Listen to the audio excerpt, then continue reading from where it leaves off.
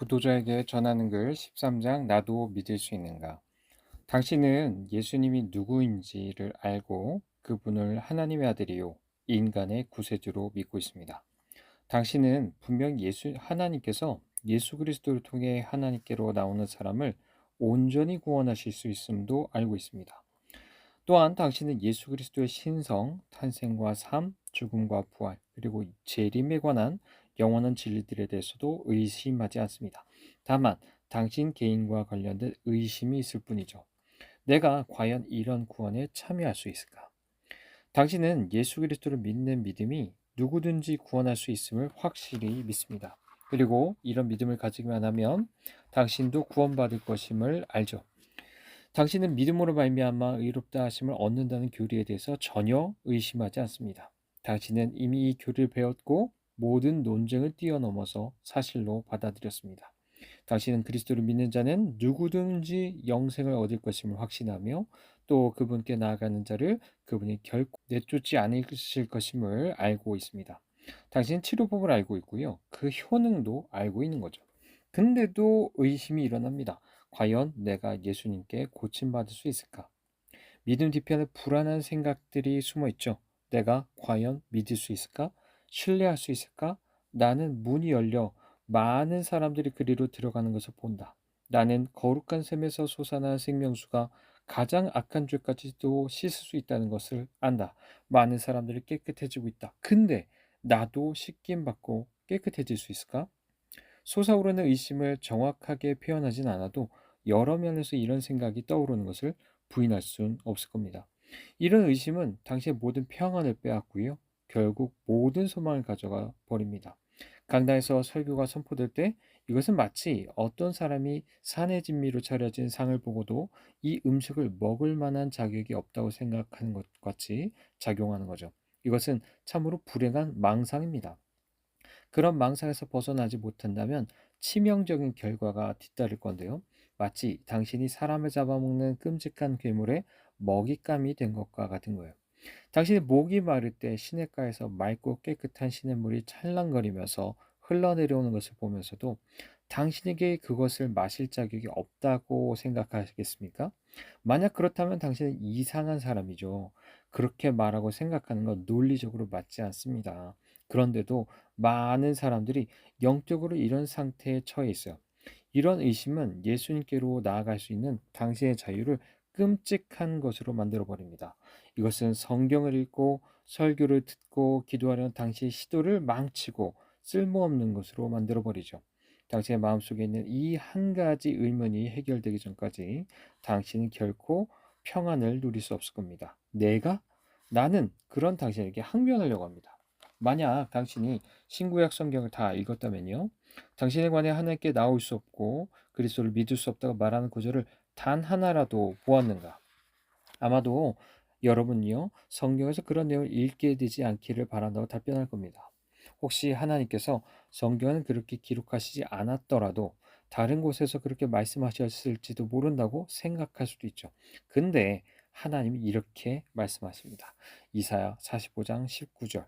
나는 감추어진 것과 깜깜한 땅에서 말하지 아니하였고 야곱 자손에게 너희가 나를 혼돈 중에서 찾으라고 이르지 아니하였다.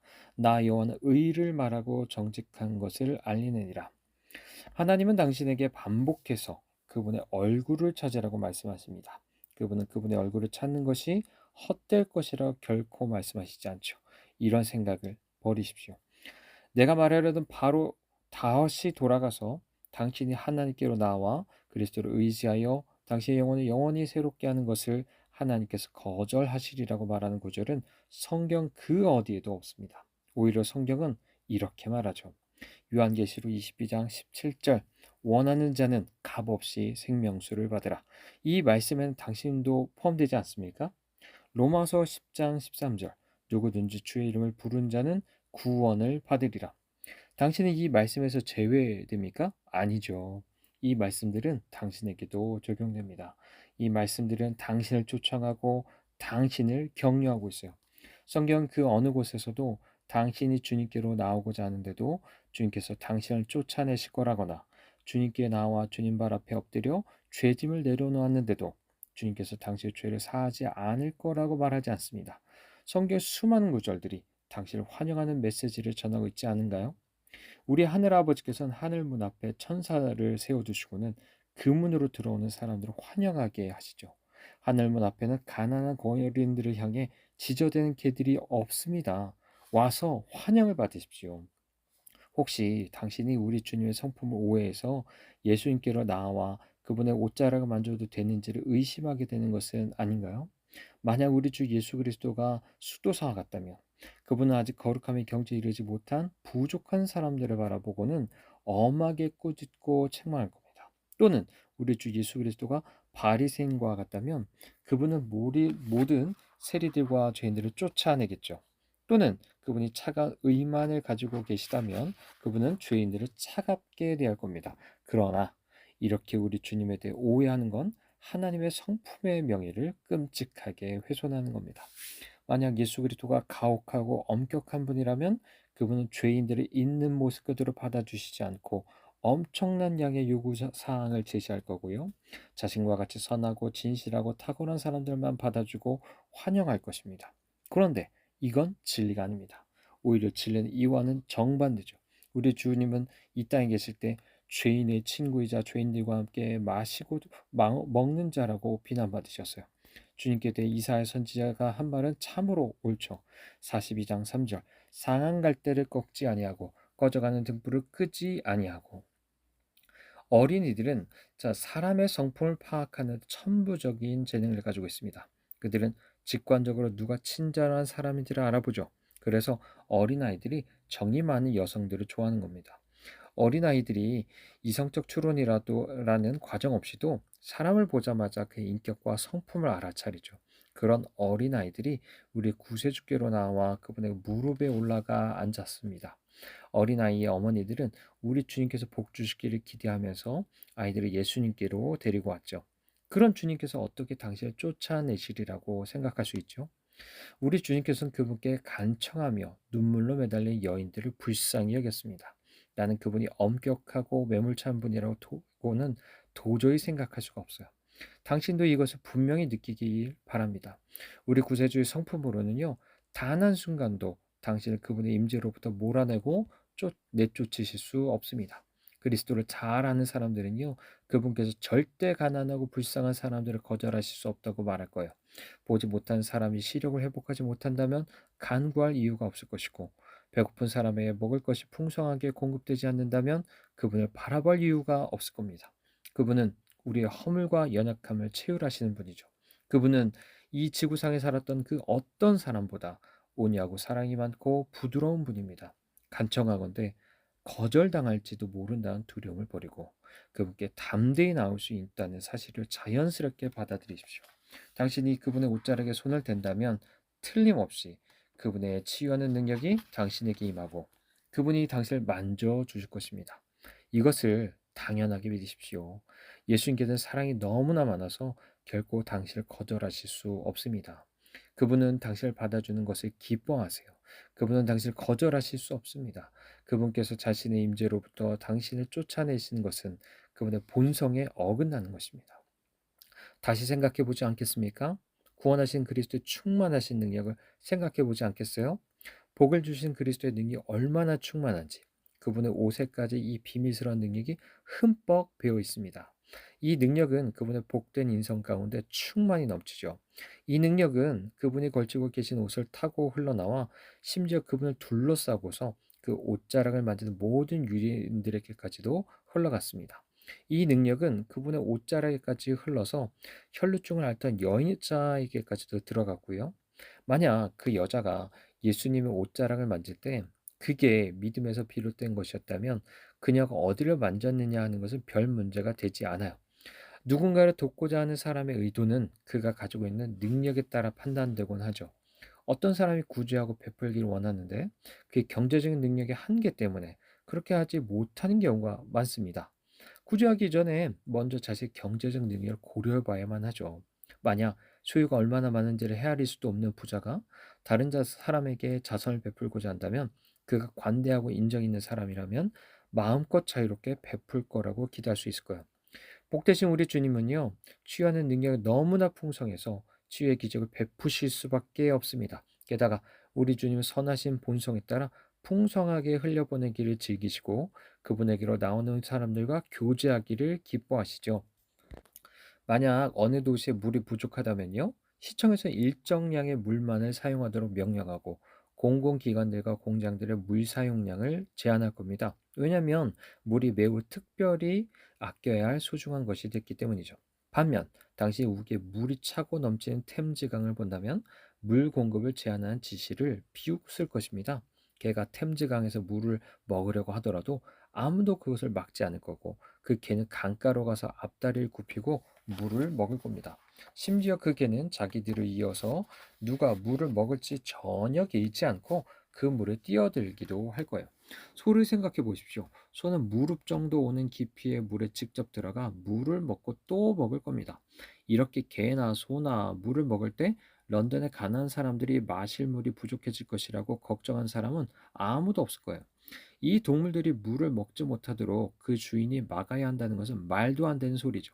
왜냐하면 물이 너무나 풍성하고 따라서 누구나 물을 충분히 마실 수 있기 때문이에요. 자, 당신은 이렇게 질문하겠죠. 내가 할 수 있는가? 이 질문에 대답하겠습니다. 당신의 금지된 것은 아무것도 없어요. 그리스도 안에는 당신을 격려하는 모든 것들이 있습니다. 그분의 자비는 너무나 풍성해서 자기의 무한한 은혜를 베풀기를 조금도 주저하지 않으시죠. 더욱이 당시 혈루증 앓던 여자처럼 그리스도에게로 왔고 그분의 옷자를 만졌다고 생각해 보십시오. 그렇다 하더라도 당신은 그리스도께 조금도 해를 입히지 않습니다. 만약 당신이 어떤 혜택이나 유익을 얻기 위해서 그 유익을 베푸는 대상에 손해를 입혀야만 한다면 그는 유익 베풀기를 주저할 거예요. 그러나 당신은 우리 주 예수 그리스도에게 전혀 해가 되지 않습니다. 그리스도께서는 자신에게서 어떤 능력이 나간 것을 아실 뿐 아무런 고통도 느끼시지 않았어요. 오히려 그런 일이 일어나는 것을 주님이 기뻐하셨으리라 저는 믿습니다. 그것은 그분께 특별한 즐거움이었을 거예요. 그녀는 그분께로 다가가 믿음의 손길을 뻗었고 그분은 기꺼이 치료의 은총으로 응답했습니다. 죄인이여, 당신이 당신의 모든 죄를 주님께로 가져온다고 해서 우리 주님을 모욕하거나 더럽히는 것이 아닙니다. 당신의 죄를 제거하기 위해서 주님께서 다시 죽으셔야 되는 것도 아니에요. 주님께서는 당신의 그 많은 죄가들을 사하기 위해 단 한 방울의 피도 더 흘리실 필요가 없습니다. 당신이 있는 모습 그대로 나오더라도 주님께서 당신을 구원하시기 위해 다시금 저 하늘을 떠나 인간의 몸을 입고 이 땅에 오셔서 또 다른 고난의 삶을 사셔야 되는 것도 아닙니다. 주님께서는 또 다른 가시관을 쓰실 필요도 없고 그분의 손과 발과 옆구리의 상처를 낼 필요도 없습니다. 그분께서는 이미 모든 속죄 사역을 완성하셨죠. 다 이루었다 라고 말씀하신 우리 주님의 승리의 선언을 기억하지 못하시는 겁니까? 당신의 해로운 생각이나 말들이 그분에게 해를 입힐 수 없습니다. 당신의 믿음의 접촉을 통해 생명을 전달받는다 해도 주님으로부터 뭔가를 빼앗아가는 게 아니에요. 주님께서 충만하신 분입니다. 그러므로 당신과 같은 죄인들이 모두 한꺼번에 나와 필요한 모든 공로들을 취한다 해도 여전히 충만하신 그대로 남아 계세요. 당신이 무한이라는 것을 나누거나 빼더라도 그것을 줄어들게 할 수 없는 것과 마찬가지인 거죠. 전 인류가 무한한 예수 그리스도의 셈에서 씻음을 받는다 해도 무한하신 그분은 여전히 그대로 남아 계실 겁니다. 그리스도께로 과감하게 나아갔던 사람도 있을 거고요. 주변에서 거절당한 사람을 하나도 보지 못했기 때문에 더욱 강하게 확신했던 사람도 있을 겁니다. 내가 어린아이였을 때 나는 복음이 너무나 놀라운 것이고 모든 사람들의 값없이 주어진 것이지만 나에게만 그렇지 않다고 생각한 적이 있었어요. 만약 나의 형제들이나 누이들, 부모님이 구원을 받지 않았다면 나는 복음을 그렇게 놀랍게 생각하지 않았을 겁니다. 어쨌든 나는 복음을 도저히 이해할 수가 없었어요. 그것이 분명 매우 특별한 것이긴 했지만 여왕의 다이아몬드처럼 내가 도저히 접근할 수 없는 것이었죠. 많은 사람들에게 복음은 달리는 열차 같아서 그들이 그 복음에 뛰어들 수 없는 것 같았습니다. 분명히 모든 사람들이 다 구원받는다 하더라도 나만큼은 그러지 못할 것만 같았죠. 그러나 머지않아 나는 그분의 자비를 구하며 울기 시작했고 복음을 발견할 수 있었습니다. 내가 생각했던 어려움은 단순하고도 쉽게 해결됐어요. 나는 믿었고 이내 영혼의 안식을 발견했습니다. 십자가에 못 박히신 분을 바라보는 것에 생명이 있다라는 말의 의미를 이해하고서 나는 십자가의 그분을 바라봤고 영생을 발견하게 됐습니다. 이와 다른 그리스도를 목격한 사람들을 전혀 만나지 못했어요. 나는 온 우주 가운데 과연 그리스도의 분에서 내쫓기거나 구세주이신 그분을 찾는 것을 금지당한 사람이 있는지 묻고 싶습니다. 그러므로 당신에게 간청합니다. 다른 모든 사람들의 생명과 평화를 얻게 된 이 길이 바로 하나님께서 일반적인 은혜를 얻는 주요한 길로 정해놓으신 길인 거죠. 죄짐을 지은 가엾은 죄인들이여, 여기는 이렇게 적힌 표지판이 세워져 있지 않습니까? 이 길은 죄인들을 위한 길이요 죄책을 가진 사람들을 위한 길이고 배고픈 사람들을 위한 길이며 목마른 사람들을 위한 길이요 잃어버린 사람들을 위한 길이다. 그러므로 내게로 오라. 수고하고 무거운 짐진 자들아, 다 내게로 오라. 내가 너희를 쉬게 하리라. 그러므로 당신은 내가 그럴 수 있는가라고 말할 필요가 전혀 없습니다. 내가 과연이라고 말할 여지가 없어요. 왜냐하면 무엇보다 당신이 나와 그리스도를 당신의 구세주로 받아들이려 초청되었기 때문이에요. 하나님의 말씀은 계속 당신을 초청하십니다. 요한계시록 22장 17절, 성령과 신부가 말씀하시기를 오라 하시는도다. 듣는 자도 오라 할 것이고 목마른 자도 오라 올 것이요 또 원하는 자는 값없이 생명수를 받으라 하시더라. 또 이사야 55장 1절, 오라 너희 모든 목마른 자들아 물로 나오라. 돈 없는 자도 나오라. 너희는 와서 사 먹되 돈 없이 값없이 와서 포도주와 젖을 사라. 예수 그리스도께서는 수고하고 무거운 모든 짐진 사람들을 초청하십니다. 그분은 자신에게 나오는 모든 사람들에게 쉼을 주실 거예요. 하나님의 초청은 진실하십니다.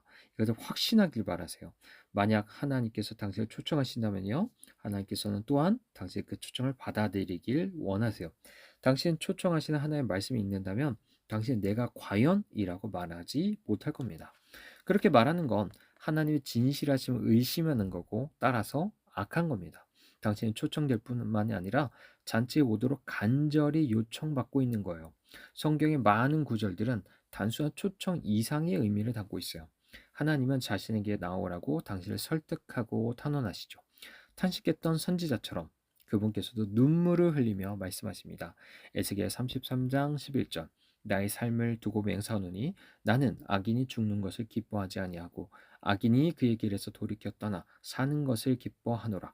이스라엘 족속아 돌이키고 돌이키라. 너희 악한 길에서 떠나라. 어찌 죽고자 하느냐. 우리의 주인 되신 주님께서는 잔치를 여실 뿐 아니라 자신의 종들을 보내 초청받은 사람들이 올 수밖에 없도록 하십니다. 주님께서는 단순히 초청하는 것으로 그치지 않고 신적인 강제력으로 그들을 오게끔 하는 거죠. 나는 아직도 예수 그리스도를 믿지 않는 사람들을 그렇게 설득하고 탄원하고 권고해서 주님께로 나오도록 이끌고 싶어요. 나는 당신이 주님을 추구하기를 예수 그리스도의 이름으로 간곡히 부탁합니다. 난 당신을 그저 믿겠습니까? 믿지 않겠습니까? 라고 말하지 않을 거예요. 나의 온 마음을 다 담아 당신에게 요청합니다. 예수님께 오십시오. 와서 죄책에서 자유롭게 되고 영혼의 평화를 얻으십시오. 당신의 복음의 메시지를 듣지 않았습니까? 구하라. 그리하면 너에게 주실 거라고 하는 이 말씀을 알지 못하는 겁니까? 만약 당신이 오직 하나님의 아들만을 신뢰한다면 바로 그 순간에 당신의 불이 켜지는 것처럼 빠른 속도로 결코 죽지 않을 생명을 얻게 될 거예요. 당신 누구고 무슨 일을 했든 간에 만약 당신의 마음으로부터 주님 죽음에서 다시 살아나신 그분을 믿고 그분을 구주와 주님으로 모시고 순종한다면 당신의 모든 죄와 허물을 용서받게 될 겁니다. 하나님께서 당신의 모든 허물을 빽빽한 구름처럼 완전히 지우실 거예요. 그분께서 완전히 새롭게 만들고 새롭게 시작하실 것입니다. 그분께서 당신을 예수 그리스도 안에 있는 새로운 피조물로 만들 거예요. 이전 것이 지나가고 모든 것이 새롭게 될 겁니다. 그러나 여기 한 가지 조건이 있어요. 바로 예수님을 믿는 겁니다. 당신은 내 얼굴을 쳐다보면서 이렇게 울부짖을 거예요. 그런데 제가요? 그렇습니다. 당신이 권고받고 초청받고 설득당하지 않았습니까? 뿐만 아니라 심지어 당신은 그렇게 하도록 명령받고 있어요. 하나님 자신이 보낸 아들을 믿으라고 당신에게 명령하는 거죠. 이게 복음입니다. 마가복음 16장 16절, 믿고 세례를 받는 사람은 구원을 얻을 것이고 믿지 않는 사람은 정죄를 받으리라. 여기엔 불순종에 대한 형벌과 정죄도 포함되어 있어요. 누군가가 제가요? 라고 말한다면 어떻게 되겠어요?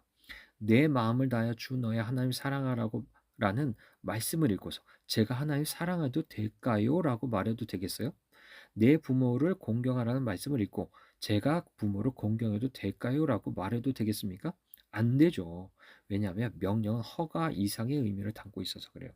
명령은 확실한 허락보다 한 걸음 더 나가는 겁니다. 여기는 당신의 주님을 믿지 않는다면 저주를 받게 되리라는 의미가 포함되어 있는 거예요. 여기에는 당신에게 믿을 수 있는 권리가 주어져 있다는 의미가 들어있는 겁니다. 이건 허가일 뿐 아니라 가장 실제적인 보증인 거예요. 이걸 이해하지 못하겠습니까? 하나님께 주님께서 저에게 온전한 복음을 믿을 수 있는 자유를 주셨을 뿐 아니라 제가 믿지 않으면 저주하신다고 말씀하셨으니 제가 주님께 나아가 주님을 전적으로 의지하겠습니다. 라고 부르짖지 않겠습니까? 제가요? 라는 질문은 이제 그만하십시오. 아직도 포기 못했습니까? 성령 하나님께서 당신에 보여주시길 바랍니다. 가엾은 죄인이요. 바로 지금 당신의 죄짐을 예수님의 발 앞에 내려놓길 바랍니다. 그리고 구원을 얻길 바래요. 당신은 믿을 수 있습니다. 당신의 죄를 고백하고 즉각 죄를 용서받을 수 있다는 확실한 본능이 당신에게 주어져 있어요. 그것을 확인해 보십시오. 당신의 죄짐을 그분께 맡기십시오. 용서받고 새롭게 되십시오. 이제부터 하나님의 경이로운 사랑에 감사하는 마음으로 열렬하게 살아가십시오.